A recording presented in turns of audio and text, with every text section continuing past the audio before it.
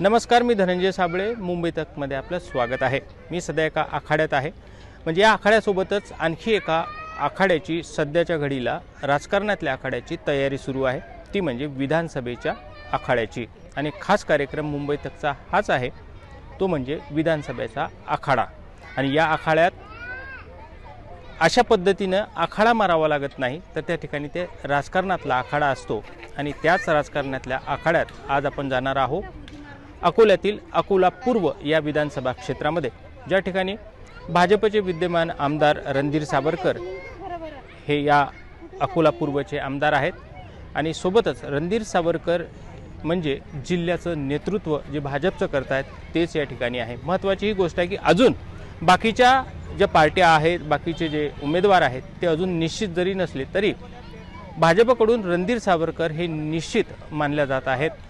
यासोबतच या विधानसभा क्षेत्रामध्ये नेमकं 2024 मध्ये काय होणार, रणधीर सावरकरांच्या विरोधात वंचित कोण उमेदवार उतरवतो, महाविकास आघाडी कोण उमेदवार उतरवतो। कारण महाविकास आघाडी म्हणजे शिवसेनेकडनं सध्या तरी गोपाल दातकर यांची चर्चा सुरू असली तरी अजून भाजपा व्यतिरिक्त कोणताही उमेदवार या ठिकाणी निश्चित झाल्याचं नसल्याचं पाहायला मिळते।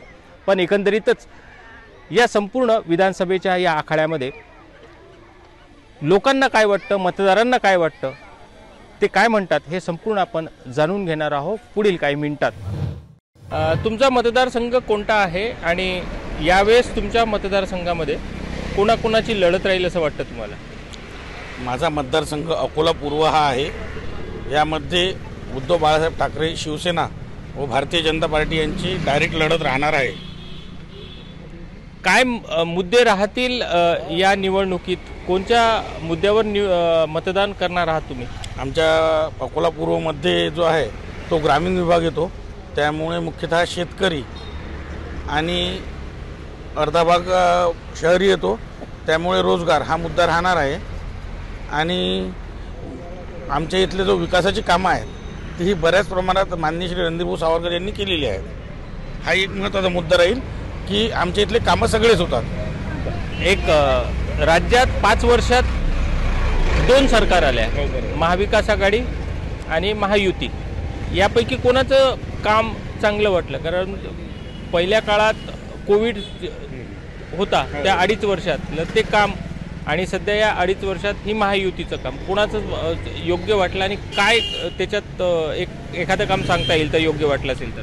महाविकास आघाडीमधील जे सरकार होतं यांच्यामध्ये जे मुख्यमंत्री होते त्यांचा अनुभव थोडासा कमी पडला असं मला वाटते।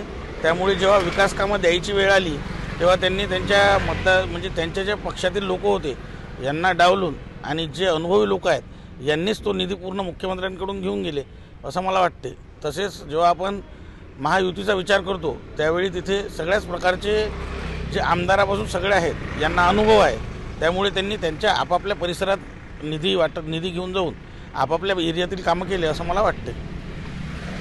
सध्या संघर्ष सुरू आहे राज्यात ओबीसी आणि मराठा, याचा इफेक्ट पडेल का या नाही? अकोला पूर्वमध्ये तसा कुठलाही महत्त्वाचा जो हा ओबीसी आणि मराठा वाद आहे यामध्ये आमच्या अकोला पूर्वमधले लोक जात नाहीत।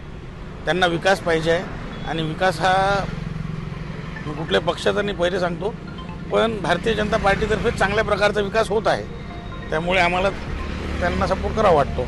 आणि आणखीन महाविकास आघाडीचा कोणी उमेदवार पण ठरलेला नाही आहे आणि उमेदवारावर खूप काही गोष्टी डिपेंड असतात।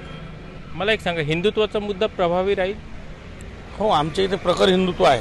अकोल्यामध्ये एवढी मोठी महाविकास आघाडीचा एवढा मोठा प्रचार झाला तरी अकोल्यामध्ये काही आमचे म्हणजे काही संघटना आहेत आणि काही गोष्टी आहेत, त्यामुळे भारतीय जनता पार्टी ही नेहमीच विजयी होत असते। मला सांग, तुमचं विधानसभा क्षेत्र कोणतं आहे, कुठं मतदान केलं होतं मागच्या वेळेस आणि यावेळेस काय रंगत राहणार आहे? मागच्या वेळेस तर माझं मतदान पडलं नाही, तरी तसं माझं मतदान क्षेत्र पूर्व विधानसभा अकोला मतदार क्षेत्र येतं। यावेळेस आहे का? आणि यावेळेस माझं वोटिंग आहे, लोकसभेला सुद्धा मतदान केलेलं आहे। आणि यावेळेस बघता समजा आता सध्या उमेदवार निश्चित झालेले नाही, या उमेदवार कुठल्या पक्षाचे कुठले उमेदवार आहे, विकासाचे मुद्दे कोणत्या उमेदवाराची काय कर्तृत्व नाही, मागील त्यांनी काय कामं केले नाही, काय कामं केले आहेत, काय नाही केले आहेत हे बघून मतदार करायचा विचार करणार। यावेळेस कोणता मुद्दा हवी राहील काय वाटतं तुला?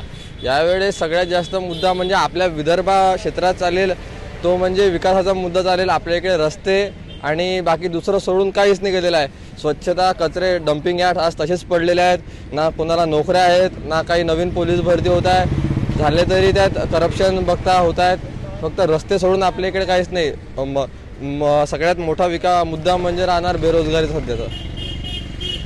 5 वर्षात या राज्यात 2 सरकार आले, महायुतीचं सरकार आणि एक महाविकास आघाडीचं सरकार. या 2 सरकारापैकी कोणा सरकारचं काम आवडलं असं वाटतं? 2 सरकारापैकी महाविकास आघाडीचं काम उत्तम वाटलं. कारण महायुतीचं सरकार फक्त याच गोष्टीत चाललं की आम्ही श्रेष्ठ, आम्ही श्रेष्ठ, आमचा पक्ष श्रेष्ठ.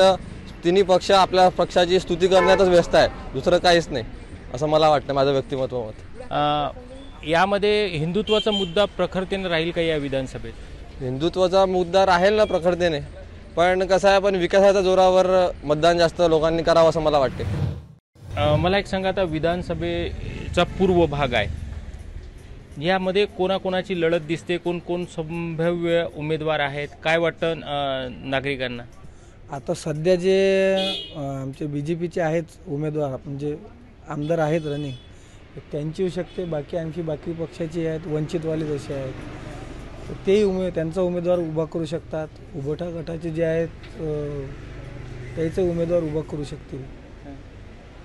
काय वाटतं, कोणात लढत राहील, काय राहील चित्र? सध्या तरी काही सांगू नाही शकत. आता आमच्या इकडे अकोल्यातल्या परिणामानुसार काही सांगता नाही येईल, पण लोकसभेचा याच्यावर परिणाम होऊ शकतो. एक हिंदुत्वाचा मुद्दा याच्यात राहील का? त्याबद्दल नाही, कारण की त्याबद्दल नाही सांगता. बरं, सध्या जो राज्यात मराठा वर्सेस OBC हा संघर्ष सुरू आहे, याचा परिणाम या निवडणुकीत किंवा या मतदारसंघात जाणवेल का? याचा परिणाम झालेला आहे, म्हणून हे काही रिझल्टही काही ठिकाणी व्यवस्थित नाही आले, असं पडू शकेल त्याच्यावरती.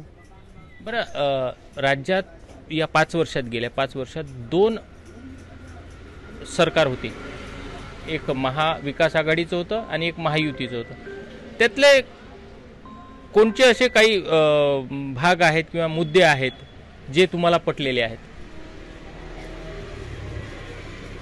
त्यांचे निर्णयाच्या याच्यावरती आहे. आणि आता मध्यंतरी जे आरक्षणाचं चालू होतं त्याच्यामुळं फरक पडलेला आहे सरकारवरती. बाकी तर व्यवस्थित काम आहे. काका, मला सांगा, आता पूर्वची निवडणूक आलेली आहे, काय वाटतं कोणाकोणात लढत राहील? आता हे सध्या नंतर ठरवलं जाईल. आज तर काही सांगू शकत नाही आपण. पुढे काय होते त्याच्यावर आहे तो निर्णय. बरं, हे OBC मराठा आरक्षणाचा जे संघर्ष सुरू आहे, त्याच्यात काही निवडणुकीत परिणाम होईल का? होईल ना, थोडासा. जसा लोकसभेत परिणाम झाला, हो, तसं या विधानसभेत परिणाम झाला का? हो, शेतकऱ्यासाठी काही मागणी आहे, शेतकऱ्याची मागणी आणि याच्यात फरक पडेल ना. फरक तर पडेलच थोडा. बरं, हिंदुत्वाचा मुद्दा प्रभावी राहील का याच्यात? हे तर काही सांगू शकत नाही सध्या. मला एक सांगा की महाविकास आघाडी आणि महायुती ह्या दोन्ही सरकार 5 वर्षात होते, 2.5 वर्ष समजा. तर कोणाचं काम बऱ्यापैकी वाटलं, चांगलं वाटलं, काय मुद्दे असतील? बरं वाटलं बा, जसं शिवसेनेचं काम बरं वाटलं, शेतकऱ्याला काही मदत. काका, मला एक सांगा आता तुम्ही की निवडणूक आता विधानसभेची होऊ घातलेली आहे पूर्वमध्ये. पूर्वचं काय चित्र राहील? पूर्वचं चित्र आता तो BJPचा MLA आहे का नाही, त्याला पाण्यासाठी भयंकर मेहनत घ्यावं लागेल तरच पडेल. नाही तर कामं बरे केले असं जनता म्हणते बुवा, म्हणजे बरे दिसते साधारण. नाही, मला एक सांगा की OBC आणि मराठा आरक्षणाचं हे सगळं गव्हर्नमेंटने चुकवलं. त्या या गव्हर्नमेंटनं जास्त चुकवलं. आणि OBC तर त्या मराठात OBC तर काय सांगा त्याच्या. आता ते आहेत ना, ते कुणबी ते लिहिलेलं त्याच्यामध्ये निवड ठिकाणी यांनीच केला म्हणून काही मोठा फरक पडत नाही असं मला वाटते बा. 5 वर्षात 2 सरकार होत्या, महाविकास आघाडी आणि महायुती. कोणाचं चांगलं होतं? सगळ्यात चांगलं काम तो उद्धव ठाकरे होता का नाही. याच्या आघाडीचं चांगलं काम का होतं, यांनी मर्यादित खर्च केला. और या बी जे पीवाल्यानं इतका त्या पेपरमध्ये पैसे देण्यासाठी म्हणजे ॲडव्हर्टाईजसाठी एवढा खर्च केला, तो जनतेला थोडाफार त्याला केला, कमी करून जनतेचे कामं केले, त्याही भेटले, म्हणून त्याला कंटाळले लोक. काम काय आहे एवढं मोठं आता आम्ही तर ते आता जास्त या विषय असल्या वय झाल्यामुळे तर तिथे एवढी मोठी महामारी आल्यानंतरही त्या आघाडीनं मस्त चालवलं. म्हणजे पहिली बार उद्धव ठाकरे, शरद पवार आणि काँग्रेसचे ते ज्यांनी चांगलं सरकार चालवलं, इमानदारीनं खर्च केला, लोकांना काहीतरी दिलं, म्हणून मला वाटतं त्याला मत त्या लोकांच्या लक्षात आलं की हे बरं जेल असं होऊ शकते. मग आता लोकसभेचा परिणाम विधानसभेवर होईल का? हो, झाल्याशिवाय राहत नाही असं माझं मत आहे. मग आता इतर वेगवेगळे असू शकते होते. हिंदुत्वाचा मुद्दा प्रखर राहील का याच्या? मला तरी माझ्या मताने हिंदूचा मुद्दा कधी टिकत नाही. तो प्रोपगंडा केला म्हणून बा एखादा खोटी गोष्ट आपण 10 वेळ 50 वेळ सांगतो, तेच ते लोक खोटे अशा तऱ्हेचा आहे. नाही ते हिंदुस्थानात असा कोण्या जातीचा मुद्दा, सगळे जाती घेऊन चालणारच पुढे जाते, त्याचं सरकार टिकते. असे मुद्दे काढून तात्पुरते 5-10 वर्ष निघतात असं मला वाटतं. कारण हिंदुस्थानासारख्या जाती कुठेच नाही, समाज कुठे नाही, देव कुठेच नाही. काय जे असेल नसेल म्हणजे भिन्नता एका समाजात भयंकर भिन्नता, तरी गोडी गुळबाज आहे. हजारो वर्षापासून राहिलेले आता राहतील मला असं वाटते. बा तुम्ही तुमचं मतदान कोण्या मुद्द्यावर होईल काय वाटतं तुम्हाला? मतदान याच्यावर होईल की एकतर नोकरी येईल आणि खास लोकांचे मेल्यासारखेच झाले. उद्या वरून गारपिटी होते, त्याने खराब होते. गव्हर्नमेंट घेतो आणि ते का गव्हर्नमेंटच्या रेटने ती घेत नाही, पैसे देत नाही. हे शेतीचे मुद्दे, नोकरीचे मुद्दे, महागाईचे मुद्दे याच्यावर होईल असं मला वाटते. बाकी आता आम्ही तर थकलेले माणसं ना, आम्हाला काय माझं जवळ समजलं तितकं बरं, पण प्रामाणिक मत काय आहे मला. काय वाटतं तुम्हाला लोकसभेचा परिणाम जो आहे तो विधानसभेत दिसेल? नक्कीच दिसेल. ज्याप्रमाणे लोकसभेत आघाडीला जे यश मिळालं त्याच्यात आणखी नक्की वाढ होईल असं माझं मत आहे. ज्या प्रकारे आता निवडणुकीचे वाहू लागलेले आहेत, काय चित्र राहील पूर्वमधलं? कोणाची लढत राहील? पूर्वमध्ये सध्या तरी बाकीच्या पक्षांचं कोणाचे अजून उमेदवार ठरलेले नाही आहेत, त्यामुळे सध्या ते निश्चित काही सांगता येणार नाही. काय प्रमुख मुद्दे राहतील मतदान करताना लोकांसाठी? महागाई, बेकारी, तर जे अर्धवट विकास झालेला आहे आणि विकासाच्या नावाखाली जी लूट झालेली आहे हे प्रकर्षाने. मला एक सांगा की राज्यात 5 वर्षात 2 सरकार होते, उद्धव ठाकरेंची आणि शिंदे साहेबांची. कोणाचे निर्णय आवडले काय सांगता येईल? म्हणजे महाविकास आघाडीचं जे सरकार होतं त्यांनी कोरोना काळात जे कामं केलेत, म्हणजे प्रत्येक व्यक्तीला त्यांनी न्याय मिळवून देण्याचं काम केलं असं माझं मत आहे. आणि तेच इथे आताचं जे सरकार आहे सध्याचं, हे शेतकऱ्यालाही म्हणजे शेतकऱ्याचंही काम नाही करून राहिली, म्हणजे कर्मचाऱ्यांनाही डावलून राहिली. कर्मचाऱ्यांचे जे मुद्दे आहेत, त्यांच्या ज्या मागण्या आहेत त्यांना डावलण्याचं काम करतं. तसं जुन्या पेन्शनचा मुद्दा आहे, जुन्या पेन्शनच्या मुद्द्याने हे म्हणजे सरकार अस्थिर केलेलं आहे असं पूर्ण महाराष्ट्रात आपल्या लक्षात येईल. की जुन्या पेन्शनचा जो मुद्दा आहे हा सर्वात महत्त्वाचा मुद्दा. आणि त्याच्यानंतर आरक्षणाचे जे मुद्दे आहेत, मराठा आरक्षण आणि ओबीसी, मराठा आरक्षण आणि ओबीसी आरक्षण याचा काही फरक पडेल? निश्चितच पडेल. कारण की 2 समाजांमध्ये दरी निर्माण करण्याचं काम हे सरकार जाणीवपूर्वक करत आहे असं जनतेचं मत आहे. जसं त्या मराठवाड्यात इफेक्ट दिसला, मराठवाड्यात इफेक्ट दिसलाच. आणि हा आता आपल्या विदर्भात तर समजा जवळपास मराठा ओबीसी हे सर्व एकत्रच आहेत, म्हणजे जवळपास 90% मराठा जे आहेत ते ओबीसीमध्ये आहेतच. त्यामुळे मग विदर्भात एवढा फरक नाही पडणार, पण बाकी महाराष्ट्रात नक्कीच याचा फरक जाणवेल. अकोला पूर्वमध्ये आमदार रणधीर सावरकर, अजून दुसरे उमेदवार कदाचित अजून ठरले नाहीत महाविकास आघाडीचे. नेमकी कोणाकोणात फाईट होईल काय वाटतं तुम्हाला? सध्या लढत म्हणाल तर रणधीरभाऊ सावरकर सध्याचे आमदार त्यांनी बरेचसे कामं केलेले आहेत. तसं पाहिलं तर जिल्ह्याचं नेतृत्व ते सध्या करत आहेत, पण त्यांच्या तोडीस तोड असा उमेदवार विरोधी पार्टीने देणं हे पण महत्त्वाचं आहे. पण त्यांचं कार्य बरंच आहे रणधीरभाऊ सावरकरांचं. शेतकऱ्यांसाठी असतील, इतर लोकांसाठी असतील, सर्वसामान्य लोकांसाठी असतील, त्यांचं कार्य बरंच आहे. पण आता तोड म्हणसाल, फाईट म्हणसाल रणधीरभाऊ सावरकरांना तर त्यांनी आतापर्यंत त्यांचं बरंच काम आहे. पण आता शेवटी इलेक्शन आहे, त्यांनाही संभाव्य इलेक्शनमध्ये समोर जावंच लागेल. आणि मग काँग्रेस शिवसेना युती दातकर भाऊंचं नाव सुरू आहे म्हणतात, तर शिवसेनेमार्फत तर ते एक उमेदवार चांगले आहेत. शेवटी लढत आहे. या लढतमध्ये पुन्हा रणधीरभाऊ येतील किंवा गोपालभाऊ दातकरांचं नाव असं ऐकण्यात आलेलं आहे. पण शेवटी लढत आहे. जे कामाच्या आधारे मतदान करतात व आम्ही मतदार काम पाहूनच मतदान करू. एक दुसरा प्रश्न हा आहे की या निवडणुकीमध्ये हिंदुत्वाच्या मुद्द्यावर मतदान होईल असं वाटतं का? असं म्हणायला हरकत नाही. देशाचे पंतप्रधान आदरणीय नरेंद्रजी मोदी यांनी हिंदुत्वासाठी केलेलं काम असं मी म्हणेल. एक मतदार म्हणून राम मंदिर झालं, एक मोठी गोष्ट आदरणीय पंतप्रधान साहेबांनी केलेली आहे. आणि हिंदुत्वासाठी आपण हिंदुस्थानात राहतो, हिंदुस्थानाला महत्त्व देणं हे आपलं प्रथम कर्तव्य आहे.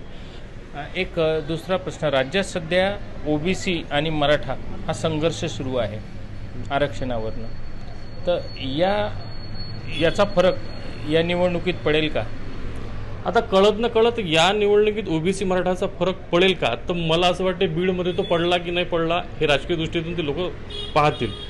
पंकजाताई ती सीट मायनस झाली बीजेपीमध्ये, तर काही प्रसारमाध्यमात किंवा आता बऱ्याच ठिकाणी किंवा मराठा लोकांनी जे काय असेल जरांगेचं वगैरे त्याचा एक इफेक्ट पडला. तिथून बऱ्याच ठिकाणी मराठा ओबीसीचा फरक पडला या लोकसभेत असं जाणवते. तर मला असं वाटतं विधानसभेत पण असं जाणवेल हा फरक 100% असं म्हणतात जातीय. एक दुसरा प्रश्न हा आहे की राज्यात 5 वर्षात 2 सरकार होत्या.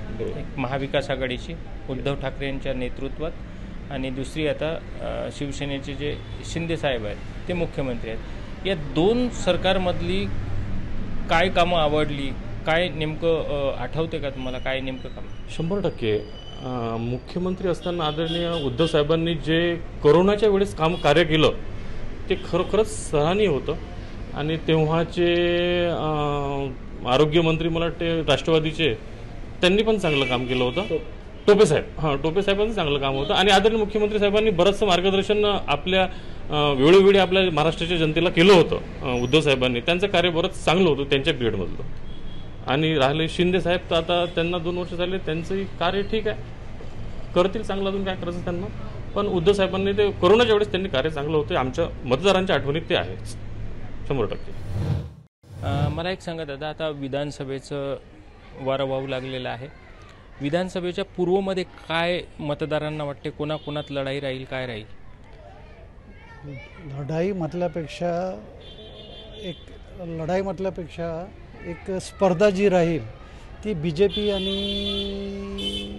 विरोधी पक्ष म्हणून जो कोणी ठाकरे गट किंवा काँग्रेस ज्याही पक्षाला ही जागा सुटेल त्यांच्यामध्ये स्पर्धा राहील. तिसरा तर कोणी त्याच्यामध्ये नाही राहील. काय वाटतं कोणामध्ये रेस होईल किंवा कोणामध्ये आमना-सामना? BJPचा जो काही उमेदवार राहील आणि दुसरा उमेदवार दुसऱ्या पक्षाचा जो राहील त्यांच्या दोघांमध्येच स्पर्धा राहील. आणि जे लोकसभेत घडलं मला तरी वाटत नाही की तसं घडेल. जो कार्यकर्ता आहे, चांगला काम करणार आहे, त्याच व्यक्तीला या विधानसभेत निवडून देण्याची लोकांची एक भूमिका राहील. आणि सध्या तरी असं वाटतं की रणधीर सावरकर साहेबासारखा दुसरा व्यक्ती कोणी या पूर्वामध्ये नाही आहे. एक खरा कार्यकर्ता आणि धावून येणारा माणूस रणधीर सावरकर, मला तरी माझं वैयक्तिक मत.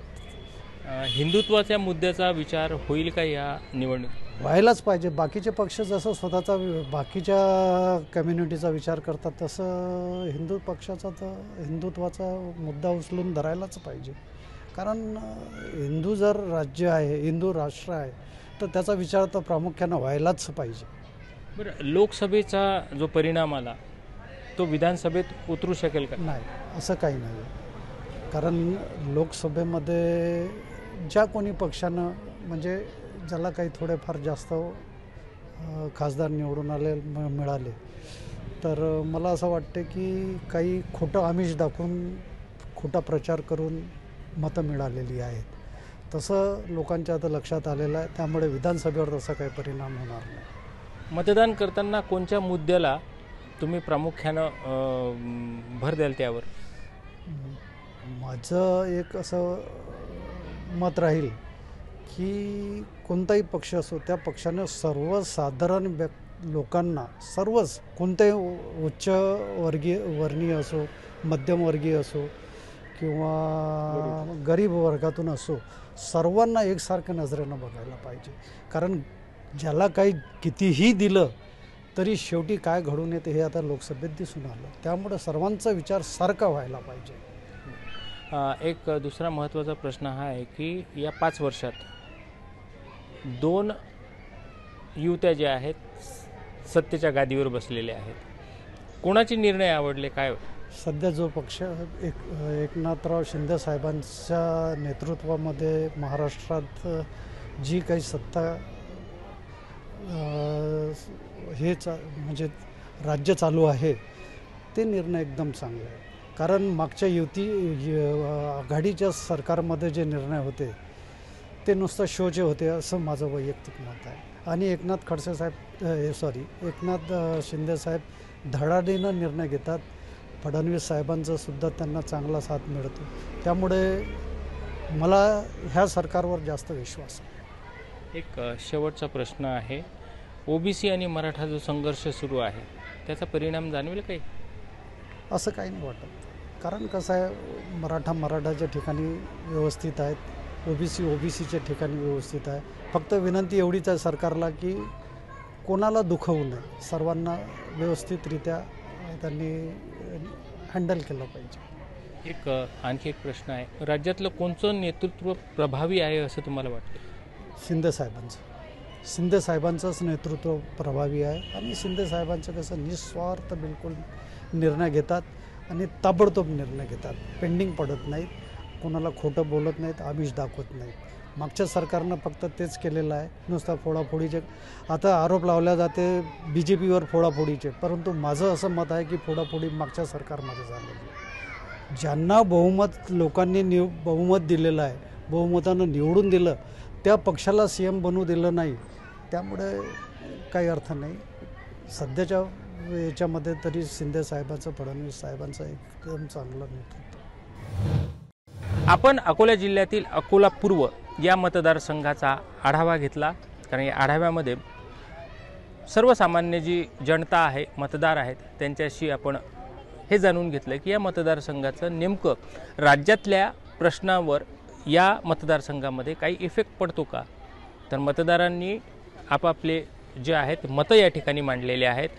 दुसरी महत्त्वाची गोष्ट आहे की या मतदारसंघामध्ये विद्यमान जे आमदार आहेत रणधीर सावरकर यांच्या विकास कामाची जी आहे ती मोठी चर्चा या ठिकाणी असल्यामुळे या ठिकाणी त्यांचा प्रतिस्पर्धी कोण होतो, वंचित कोणता उमेदवार देतो, महाविकास आघाडी कोणता उमेदवार देतो. सध्याच्या घडीला महाविकास आघाडी करून शिवसेनेचे जे